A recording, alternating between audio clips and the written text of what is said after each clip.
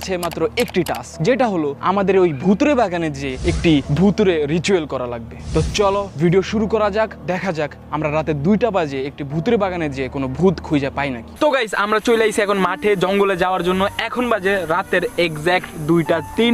এই ভাই ব্রাদার করে সব আমি ঘুমেতে উড়ে আনছি। আমরা যেই জঙ্গলে যাইতেছি ওই জঙ্গলে একটা ঘটনা ঘটছে যেটা খুবই ভুতুরে এবং ভয়ানক। ভাই আমার সাথে ঘটলে তো আমি জায়গায় প্যান্ট ভিজে দিতে আমার শিওর। এটা কাহিনীটা কি ওটা তুমি আমাদের ভিউয়ারদের বল। কাহিনী হচ্ছে আমাদের এলাকার একটা বড় ভাইয়ের বাসা আর কি। তার আম্মু রাত্রেবেলা হলো বের হইছে আর কি এমনি ওয়াশরুমে যাওয়ার জন্য। তখন 1টা থেকে 2টা বাজে, মানে এই টাইমে ঠিক।